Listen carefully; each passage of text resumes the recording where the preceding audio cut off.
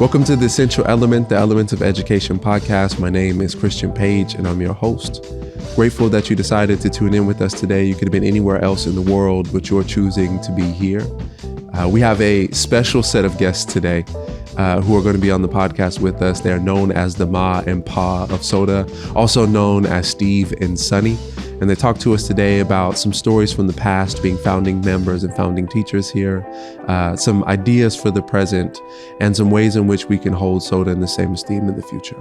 So without further ado, Ma and Pa SOTA, Steve and Sunny.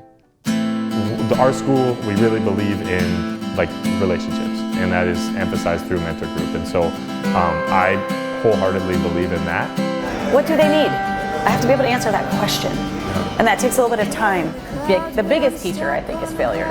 The brain works in failure. And those failures are actually synapses rewiring themselves in your brain. And think about where you want to be. Because when you find your place, you find your people. And our purpose is attached to people. You know, when there's a phenomenal teacher, when there's a phenomenal educator, when there's a phenomenal mentor, one of the mistakes that we make is we make it look too easy. Like, everyone sees the shining moment on stage. No one sees, right, like the hard time spent.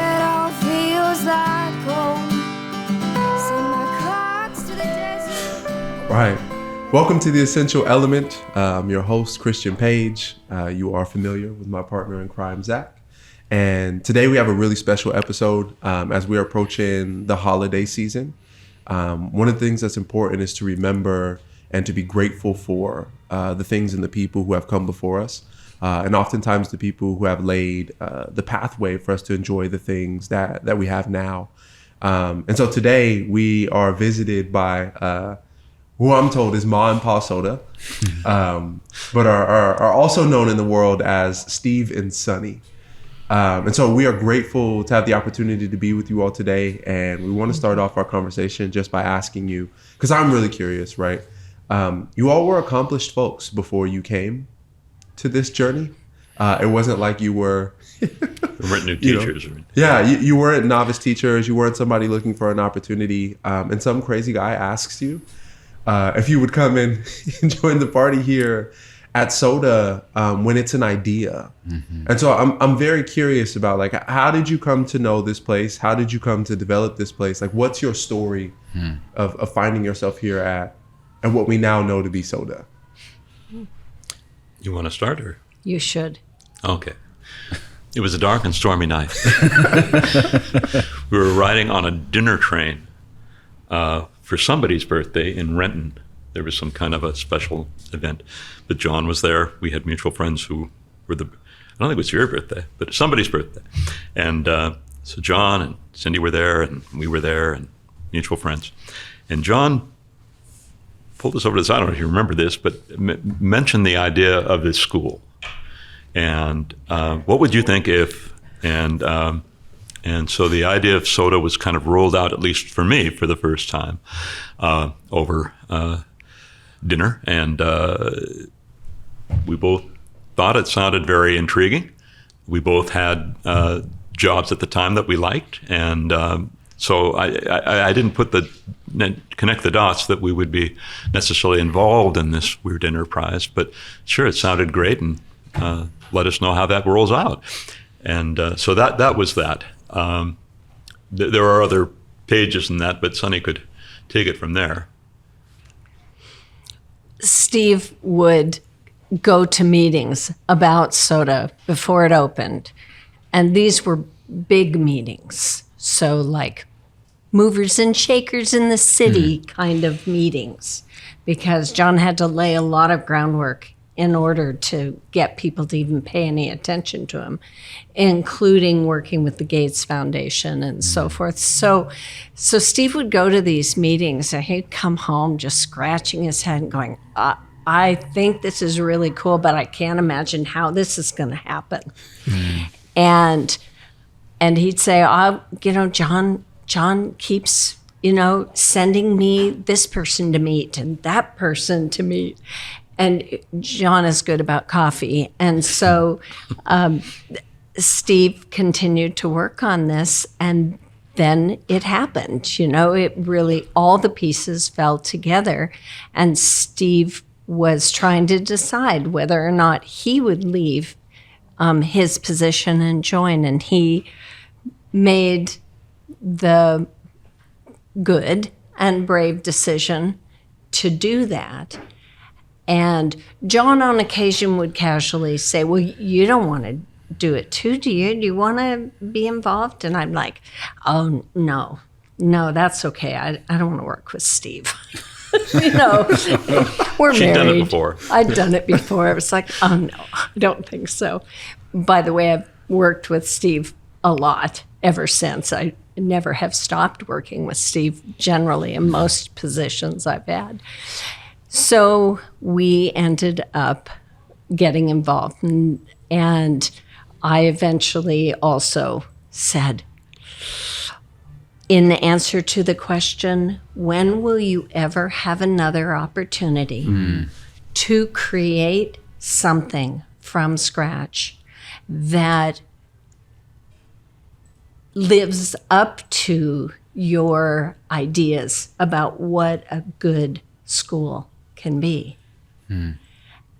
And that was the clincher. That was the question that you just don't get opportunities like that. And, you know, even Zach, when he came, there were already a few years of things that were happening. And same with most other people who are still here and very involved that didn't get to be there in that really dreaming stage. Now, you were in the dreaming stage for many of the projects that have happened since then. But for this initial one, you know, you joined it. And to be at the beginning of something is irreplaceable in terms of your commitment to it and your interest in it. So for us, that's what, you know, hooked both of us. And for the years at the very beginning, you mentioned the idea of relationship. It was all about building good relationships with the people that you're building this with. And sometimes, like a family and like siblings, you fight a lot. Yeah. We fought a lot. There were some really painful moments, but there is not a person, even from the most beginning points, that I don't love and respect for what they contributed. And I think there is that sense of commitment we all had to something larger than just building a school. You know, it wasn't a matter of let's make a brand new box here. There was something about the quality of the relationships, the quality of what we were going to be able to provide for the students. That commitment saw us through a lot of those rough patches, understandably. Yeah. I have a question. So, you know, when the school was first starting, obviously the sales pitch was, we're starting a school of the arts. It's around visual and performing arts, and that was a big component. But at the same time, there was also this commitment to these 4 pillars of empathy, community, balance, and thinking. And I know there was a lot of thought that went into why do we desire to build an art school around these pillars? Like what is the importance of creating a school around these ideals? And especially as you both came in and really had a voice in part of that founding team of shaping that vision and bringing your own expertise in the humanities to an art school. How did you see those pillars be kind of a foundational piece that was, I think, to what you were saying, Steve, maybe pushing beyond just building just an art school? It was more about creating something that changed the way that kids would actually think about what school meant to them and what we were preparing them for. Yeah. How was that vision shaped in those early years when you were thinking of it? Yeah, I think it might have been a year or two actually before those kind of 4 pillars were articulated. I think they were intuited from the beginning. Yeah. And consequently, when they kind of surfaced as something you could put on a poster, right? It made perfect sense. But I just think there was a sense of that sense of mutual commitment within relationship.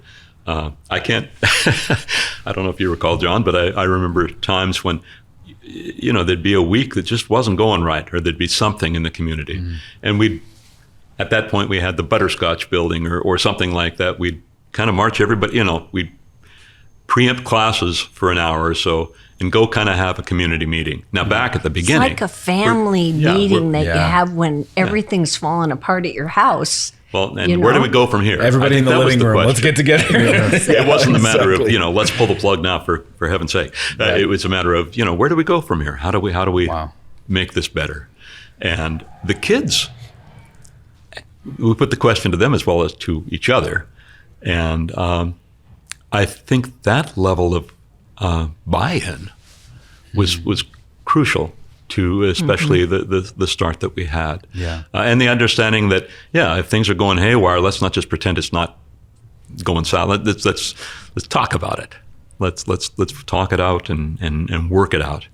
And so that was, I've been in a lot of schools, but that was unique. And having, again, colleagues who shared that sense of commitment.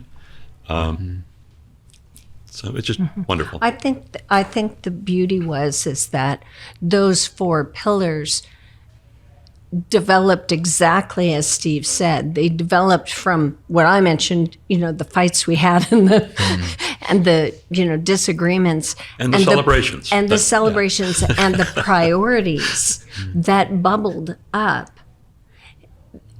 in order to have a successful school, a successful experience. Not one of us would be satisfied if everyone wasn't feeling like we were progressing.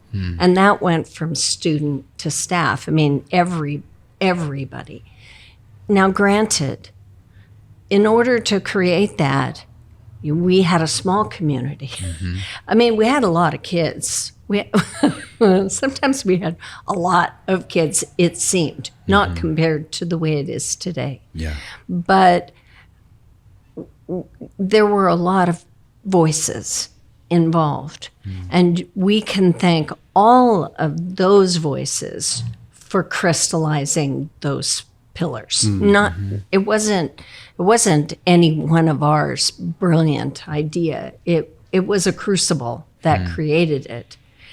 And yet, I have to say, the thing that impresses me most, coming back and having been a little bit involved with IDEA and SOTA again, and to a lesser extent, Sammy, I am so blown away by the commitment that the co-directors and faculty members have made to keep those pillars in the forefront, to have them be the structure within which you paint or study or engineer things. It's there.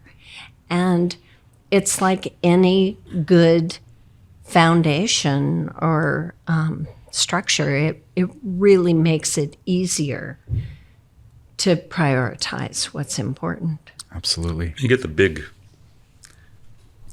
goals, the big ideals, the big themes in place.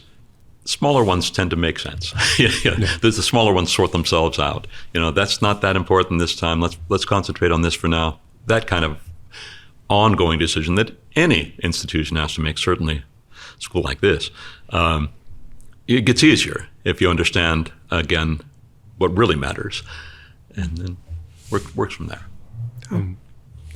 I'm curious about this, right? Because when you're building something, when you're innovating, when you're creating something that folks are not used to, right? Like a bit of it is unorthodox. Yes. And there are 2 people whose sayings I really lean on for this.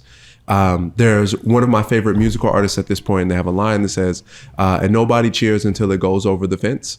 And my grandmother would say it like this. She's from Shreveport, Louisiana, beautiful Southern woman. And she says, everybody thought Noah was crazy until it started raining.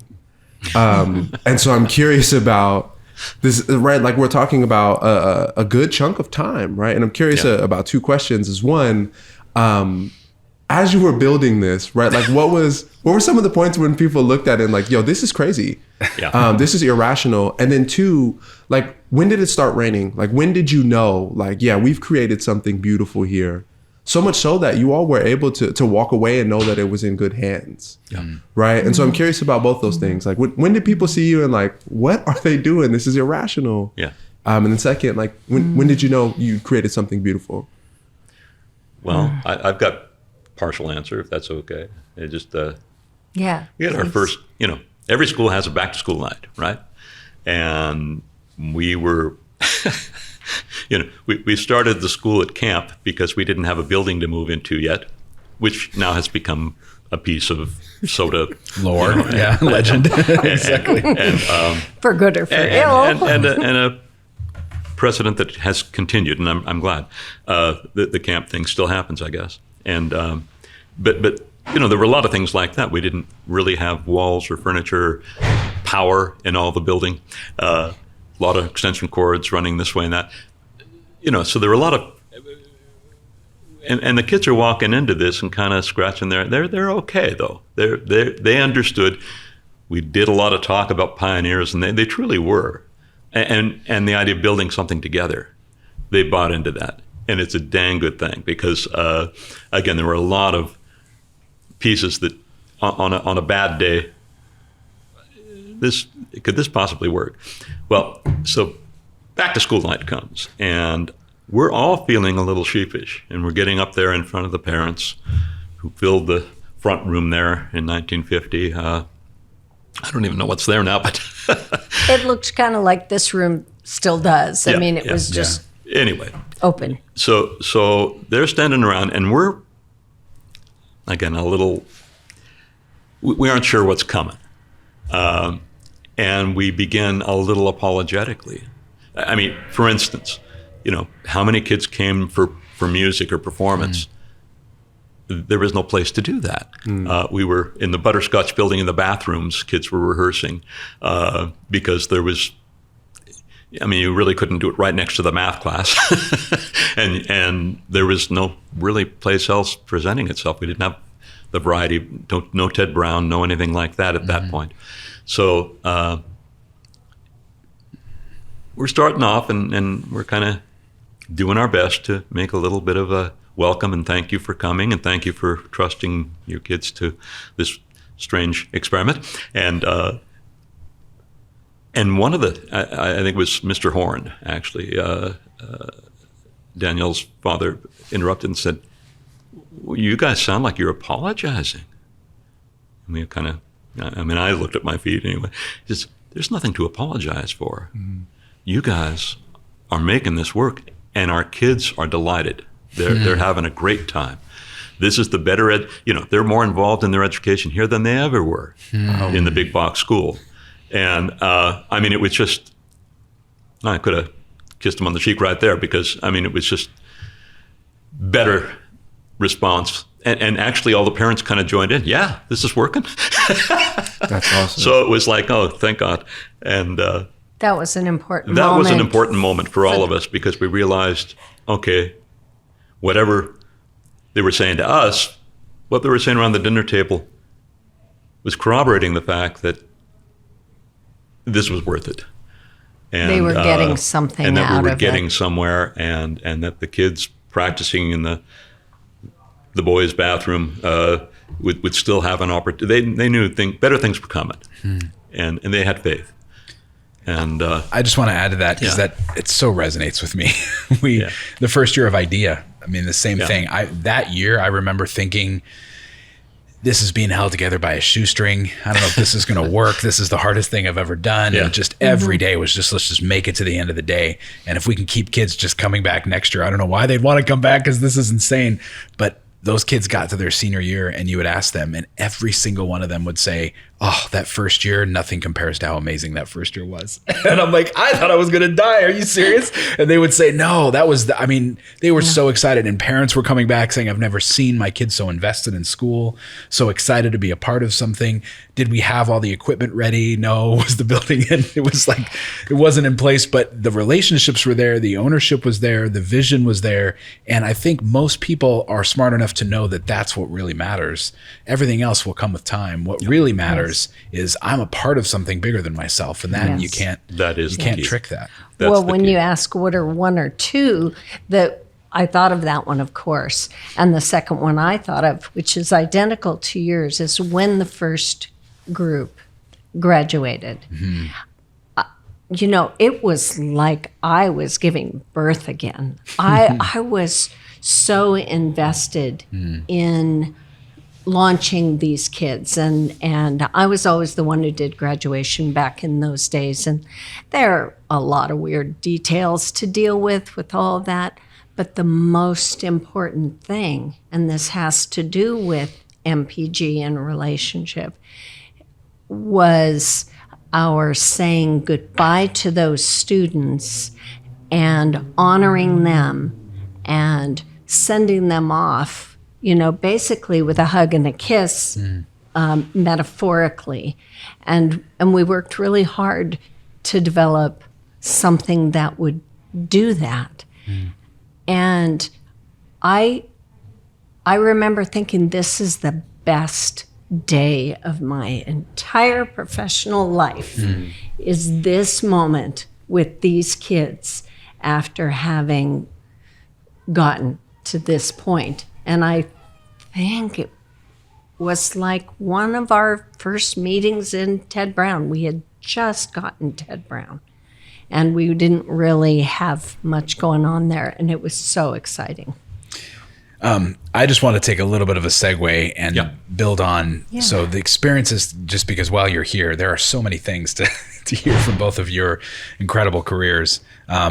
Christian, you may not know that Steve and Sunny have also taught internationally and all over the world, taught in traditional school environments, and then being a part of this community of starting SOTA for that chapter of your life. You've had so many different experiences teaching. What's the through line that you see through all those, whether it's teaching in China in an art school, whether it's working in a traditional school, or then starting SOTA? What do you see as like the consistent through line that you have both experienced in working with kids in school? It may be relationships again. I think one of the things, Sonny was talking about, that end of year kind of send off for those kids, which became a tradition. I'm sure it's probably still happening. At other schools, I was at Foss for a decade and had some good experiences there. At least in the group of people I worked with, at its best moments, and there were some good moments there, it wasn't like every one of us connected with every kid. It's that every kid had someone they could connect with, had a faculty member, had a staff, or had a teacher. That was kind of multiplied in this small fishbowl thing, in a good way. But even there, when it came to that, who's got something to say about this particular student? Well, many of us maybe had something to say about the student, but there was one person inevitably who had a real resonance with that student, and they were the ones who wrote the little blessing or whatever as we were going out the door. We each had a good handful of those relationships that we could build on and celebrate in those moments. So I think that was it. So that's a through line. I think I've been able to have that elsewhere as well. The other thing, in all honesty, is for me, it's the idea that integration, in the sense of, we're not going to. The goal of any class is not to get to the end of the textbook and master that, whatever, assigned curriculum. It's to see connections, and especially for an art school. Doris Conrath, one of our beloved 8 at the beginning, said, well, you got to make art about something. And so kids would take what they learned in our history class or our lit class and go and make a dance presentation around it, or a play, or any number of things that could spin off it, or see the connections, get a new passion for for jazz or something like that, because they now understood some of the context. It didn't come out of nowhere. It came out of a really fertile environment and contributions from many people at a particular historical time, and then progress from there. So to be able to see what I used to say about us at our best moments, we were able to hook the kid with their passion. They came to dance, they came to play, they came to whatever, but then to enlarge that passion. Mm-hmm. One of the consequences of this, and I'm really glad to say, is that we honestly felt sometimes that was the wassels. Remember those? I don't know if they've got any variation of that still. Now it's called the SBA, but it's all just a different acronym. It's okay. But we inevitably scored among the top schools in the area, in the region sometimes. But we weren't doing what some schools were doing. We did feed them pancakes. Okay, on Walsall mornings, we'd had pancake breakfast, and everybody pitched in, and we had a good breakfast. But we weren't teaching to the test. We weren't preparing for the wassels. We were trying to enlarge these kids' vision of what education could be, what life could be, what their art could be. And heck, it worked. They would end up doing well, not because we'd prime them with wassel stuff, but because their world was growing. Their educational understanding was growing. And so they'd write better than the average bear, or they'd do math a little better. Although that that was always a stretch. But but it was all connected, and that sense of integration. I tried to do it before I got here, and I've tried to do it since. And when that works, when kids see that vision, and it's not just about doing well on the test so you can get a good grade, so you can go to the better school, so you can whatever, get a good job. Well, that kind of thing is pretty frail anyway. But if it's about making a life, then they can understand why that's important. It enriches them, enriches the people around them. So that's too much, but there you go. That's great. Right on. It's excellent. I think so much of what we think about is you mentioned this a little bit, there's a big pressure to feel like the goal of school is to prepare kids for this ingrained path that exists. You need to meet this benchmark on both math and reading. You need to get into this institution, and then you need to score with these credits so that you can get this degree. And I think we all know, working with high school kids, that they see through a lot of that, and they go, I've seen my parents go through that process. I've seen my siblings, my cousins, and they didn't get a job. And I've seen friends that didn't do that, and they did get a job. So what are we really talking about here? And kids know that it's about being a part of a community and learning how to expand the way that you see the world so that you can find whatever path is for you. And maybe that is through a 4-year institution and going to college and becoming a doctor. Maybe it's through a trade, but really, why do we do this every day? We do it so that kids feel like they're a part of something and know how to participate in community, so that at the end of the day, they can go off and create their own community and find a community to engage in. I think in answer to your first question and in response to what you just said, their life is today. Exactly. It's not tomorrow. And in as much as you can walk with a student in whatever you're teaching them, and I've taught lots of different kinds of things, and help them to be in the moment and care about today and what they're doing and what it might build for the future, but not knowing what the future is truly the only way to ever get them to look at you as an instructor and look at the process and trust it and enjoy it. And I've substituted a very small amount, and sitting here reminds me of subbing here at SOTA some years later, and after I'd been gone and it was some years before COVID now. And it was very challenging if you didn't have the time to build the relationship with a student, to get them to care about what was clearly in their best interest, because they have to trust you in order to do that. And at the point at which they trust you, then you have, oh, I love that music in the background. I don't know. Perfect timing. Perfect timing. Yeah. Anyway, if that makes sense, It they does, have absolutely. to trust So you. what you said, Sunny, that I just think knocked it out of the park here. We talk a lot about the future with kids. This is where you're heading. This is where you're going. You can't get there if you don't talk about where kids are at today, because that's where they are. They show up, I'm here today. This is what's happening with me in my life today. Yes. And until you build the trust around today, you can't talk about tomorrow. That's absolutely correct. And And there's- that's why having adults that have really authentic relationships with students is important. And they have to be trustworthy adults. Absolutely. Well, and respect, that mutual respect that we're able to build in those contexts makes all the difference. The fact, I mean, I've had this opportunity in more than one school now, but probably, this is what I loved about SOTA.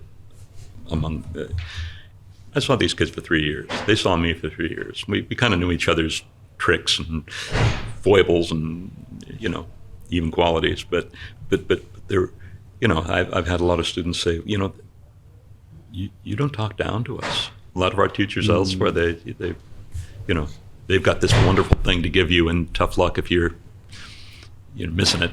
But again, we had to connect with the kids where they were, find a way to build on that. But it was a mutual respect, and that included what was going on in their lives sometimes, as well as what was going on the test last week, or the paper they wrote or didn't write. So all those things became a part of a fabric of that relationship with any student. The fact that we were together for 3 years, you just don't get that opportunity in a class where you see 30 different kids every hour for the next 6 hours, and then good luck. Exactly. Maybe I'll see you next year. Maybe not. I'm really curious about because I'm hearing you all name, I'll spill some of my business. Yes. It's right. Like we're approaching New Year's in the world, and New Year's resolutions are never awesome, right? Because they don't make it, right? Like anyway, we know the statistics, we know all the dances that people do around these things, and it's very small. I'm hearing you all speak to a lot of outcomes, right? Of like there's trust that's built. There's a community that shows up out of. There's time and space to celebrate. And one of the things that I've been preparing myself to do this year, right, is to develop habits that will get me to an outcome, and not think about the outcome, but focus on the habit. Sure. Right. And I'm hearing Zach, process. I just had to make it to the end of the day, an idea. Right. Like what it became was that's the best year of schooling that I've ever had. Yeah. I'm hearing you all name the relationships that have been built, name the trust that's been there. And I'm curious, and this is the nerdy PD graphic organizer, but like, what did you do? What did the habits look like to get that kind of trust from students, to build that kind of community, to have parents be bought in? Right. Like, I know that we can't reveal the magic sauce because sometimes it's not best practice, it's just best people. And you all are amazing humans. But I'm curious as to like, what did those habits look like? Well, I everything you named there, the community, the respect, all those things that grow, they are a process. And none of them is a given at any given minute. Like any relationship. We've been married almost 50 years. It takes work. And that relationships look different than we were sitting next to each other in German class and at the age of 16. Yes, honey, I won't do that with my fingernails. Thank you. Thank you. Okay. But, Like on a blackboard. as far as how does that look, old monk on Mount Athos in Greece, what do you do here? Somebody was asked him, and you may have heard this before. He said, well, we fall down and we get back up again. And I think that grace to occasionally fall down and the support, the mutual thing that allows us to get back up again. It's part of it's in ourselves, but part of it's in the community. Part of it's in the people who can help us get through that. I think that the quick, or maybe it's a trite answer, but I think taking the steps along the way seriously and not cheat on them. It's sometimes easier to do it one way or than another. But if you can cut a corner and the outcome is still good, so be it. That's called expediting something. But I think a lot of times as educators, unfortunately, the harder thing is usually what works the best. Yeah. And so there's no replacement for being prepared and taking seriously whatever you're working on with kids. And they can see right through you when you come in and you don't know what you're doing. Paying attention, showing up, in that. And so I think it's almost like it's like everybody says about success in life, it's showing up. And so I really believe that as long as kids have people who take them seriously and take what they're doing seriously, I can't imagine why anyone would go into education if they thinking it's going to be an easy thing and they're going to get 3 months off in the summer. That kind of ridiculous statements. Everybody I know who is in education, pretty much everyone I know. The ones I respect, anyway. Yeah. Take it seriously. So I was going to suggest just listening, like the importance of just listening to kids. But you said it so much better, taking them seriously. That to me is more than listening. It's actually hearing what they're saying, believing them, and taking them. I love that. Taking kids seriously. Well, in fact, line in a C.S. Lewis essay, where it says, that's where the real joy happens. The greatest fun, the greatest festivity we get to have is when we take each other seriously. Because it gets us through the hard times. It gets us back to the place where we can celebrate the process, the journey we're on together. And that makes sense. Can I ask a final question? Sure. And I really don't want this to end. Like, I'm enjoying this. Oh, that's sweet. Yeah. No, I think it's get special. And I'm good at that too. You said John was good at coffee. I'm good at coffee. But no, I think that this is really important. And preamble to the final is just I get to work with a lot of institutions. And oftentimes the founder is no longer in the picture of a well-thriving organization. Right. I've worked in orgs that are in a place where they're calling it now like the silver tsunami. I'm sure you all have heard language or something cool that they call it. Or a certain amount is eligible for retirement at a certain, right. And oftentimes those are the people who existed there first, right? They were founding, they were co-founding, they were whomever. But the reason, people have to innovate, things have to look different. But there is a soul, there is a series of values, there are things that cannot be let go.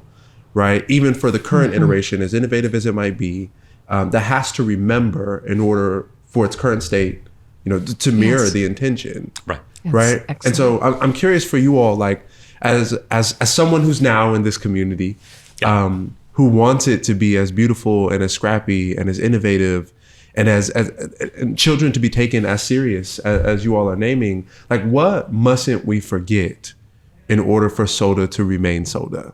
For elements to remain elements, for this community to be built? Like, what are the laurels that we have to rest on, or things we can't forget in order for this to What are the non-negotiables? What are the non-negotiables? I want to answer that first, because you steal my ideas and I want to go first. I think everyone must matter.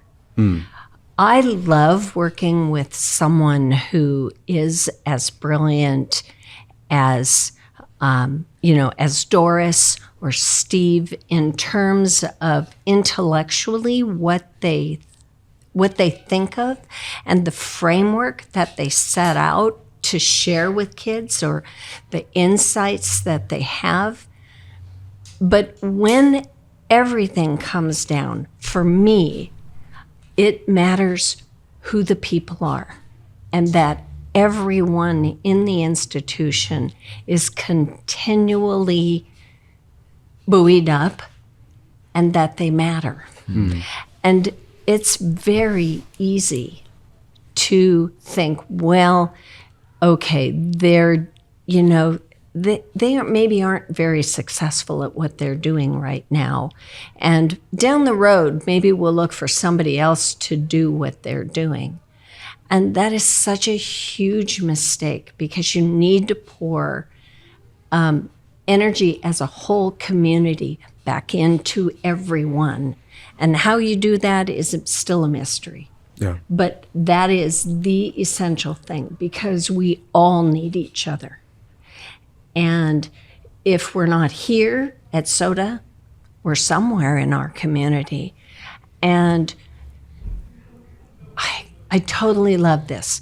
A friend of mine yesterday, I was talking to him, and he said, this one guy, consultant, was talking to him, and he said, how many churches are there in Tacoma? They were talking about religious stuff. How many churches are there? And the answer was, there's one. And I think that applies. How many schools are there? There's one. Yeah. We just happen to have created a few here, but really all of the people connected who touch this place have to matter in order for it to continue to be successful and innovative and fun place to be. Yeah. My variation on that theme is, and I'd go with community again, in the sense that I love and am thankful for those early days where community was, okay, let's all march down to here and let's have a family meeting. We got time to talk. Community, in one sense, was easier to have at that point, I suppose. It always took effort, but it could happen. We could all get in a room.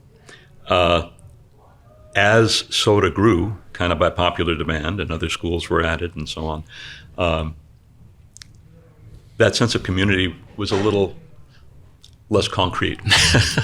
And I remember talking, with each other as the growth was coming, as you could add more programs. We have this many more students. Okay, so now we've got this many more students. So community still matters. How we're going to make that happen now without the benefit of smallness and being able to look each other in the eyes in one room. That's the challenge. And I dare say, and I haven't been around SOTA, for instance, much since then. I did do one adjunct class at one point, but it felt harder to find that center. I believe it's there. I believe if the kids can feel it's there, that's what probably matters most. My impressions as I walk through the hallways now, notwithstanding. But again, that's the challenge. How do we make that sense of community, of common purpose, of greater, the empathy, all those things, the thinking, how do we make those real now for these kids, for our staff? So that will persist as a challenge. Get bigger or smaller, doesn't matter. Still got to figure out how to do it now. Yeah. And I love both of those answers. I maintain the idea that I don't want this to be over. But I'm really excited for what you all have shared with us. Thank you. Being able to understand some stories from the past, remembering, right, like that students' futures are that they're now, and then also like your words of encouragement as we have to continue to keep this torch lit. And so grateful, if I can call you Ma and Pa, You sure can. for all that you've invested here. But thank you also for taking the time to have a conversation with us today. Thank you. So thank you. A bunch of gratitude and grateful to have you on the podcast with us. Happy to be here. Yeah, totally And thanks, our pleasure. Thanks to John Thank for you. calling the old school literal school Code Kids back. I did just want to close on one thing. I mean, we stand on the shoulders of giants. The foundation that you All of us. were both a part of laying. I mean, we had our end of the year staff meeting at all 3 schools on Wednesday, and to stand in the room at SOTA and hear in a circle the staff talking about the appreciation they had for the community they were a part of. That's something that has existed for 20 years, far before most of them were in that room, and you all helped create that. And the gratitude that we express to have created something so beautiful that we can be a part of, I can't thank you enough. Thank you. And Well, you can we blame didn't John. know what we were doing, but I'm That's how really the best glad things it's happen, worked right? out. Elements of Education is a 501c3 nonprofit organization in Tacoma, Washington, dedicated to changing public education to better serve the specific and diverse needs of students in our public schools. For more information about how you can support the work that we do, please visit elementsofed.org, or you can find us on Instagram at Elements of Education or on our website.